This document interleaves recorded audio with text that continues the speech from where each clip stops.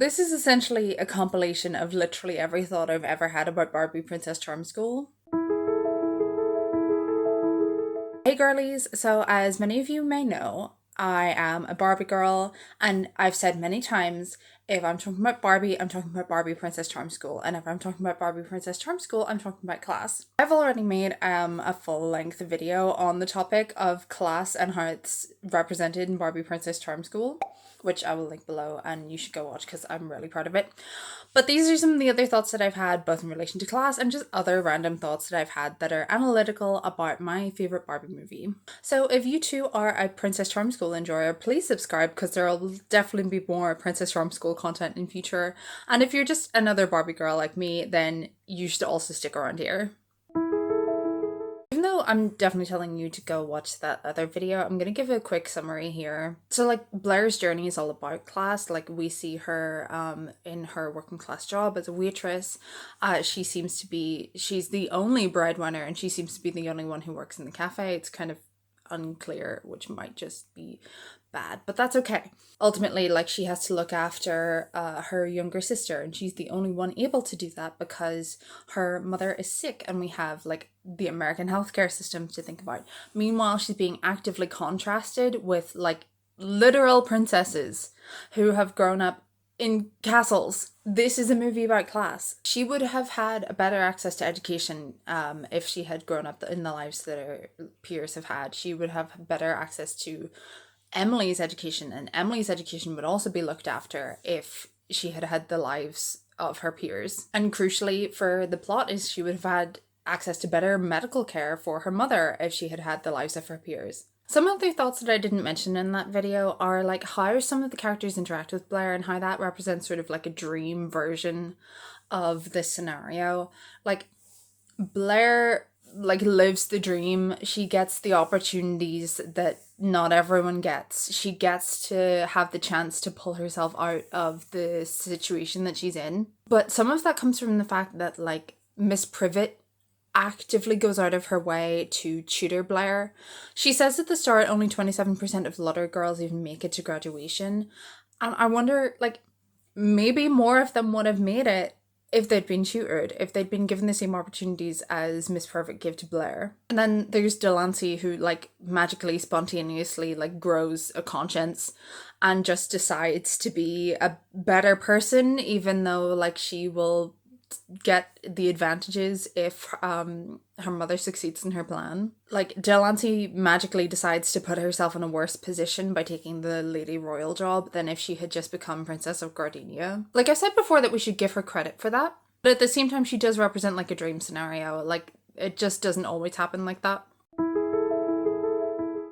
And again, on the note of class analysis, one of my favorite scenes in the entire movie is literally like a microcosm of this whole conversation is the cake scene. So it's in the cafeteria and like Blair is about to have the edge of the tablecloth tied in her skirt and she's about to pull that away and destroy everything. But right before that, we have the cake moment, which is so incredibly crucial because it really reveals the entire like point of the plot and also like point of the metaphor that they're getting across here. Delancey compares Blair getting into the Princess Charm School to a piece of cake. She says specialness is like this piece of cake, which she takes off Portia's plate. In a previous frame, we also see that she has some on her tray as well, but like in the next one it's kind of gone. It kind of doesn't matter whether she had any or not because the point is that she is the one who is taking from Portia. But she says Blair is taking a huge chunk of it. Portia, of course, is not the sparkliest diamond in Princess Charm School. So, you know, she believes that.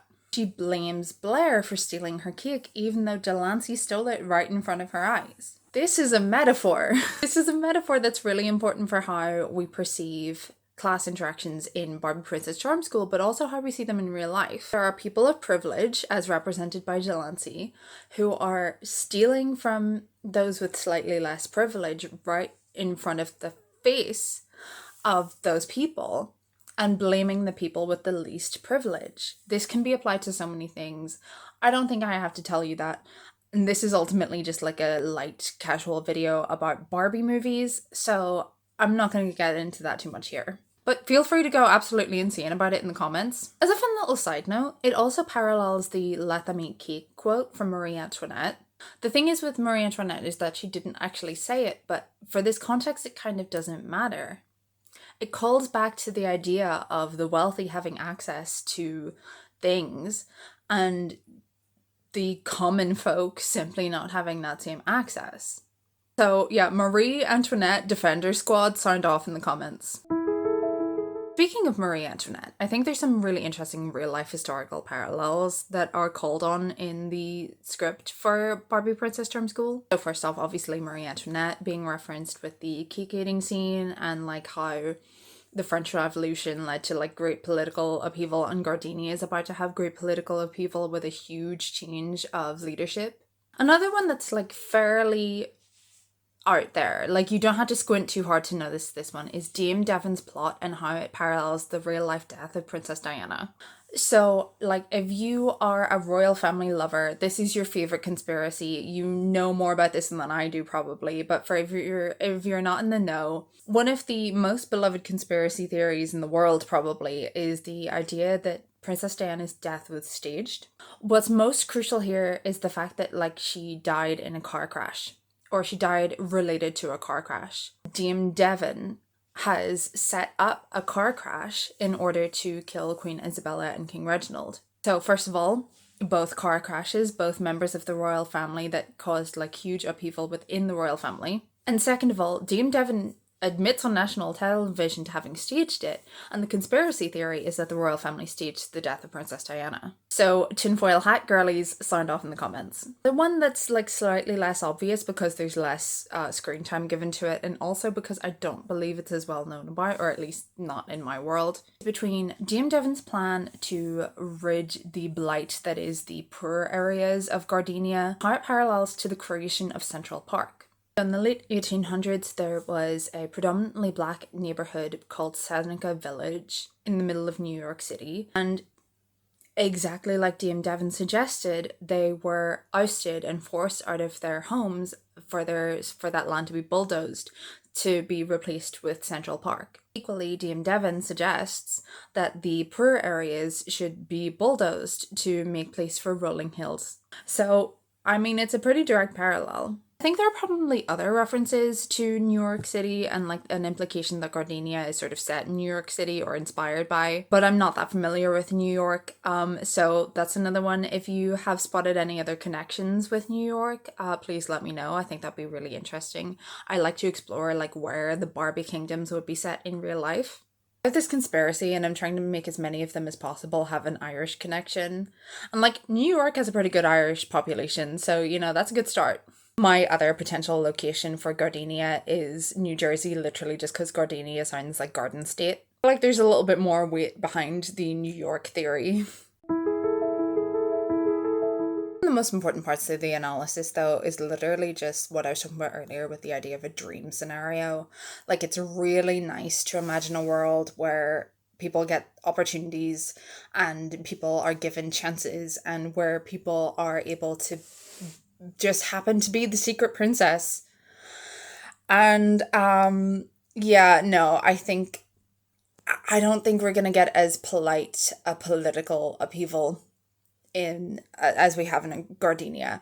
Gardenia's political upheaval is very, very nice. She happens to be the true area of Gardenia anyway. Isn't that lovely? In real life, I think it goes a little bit more Marie Antoinette.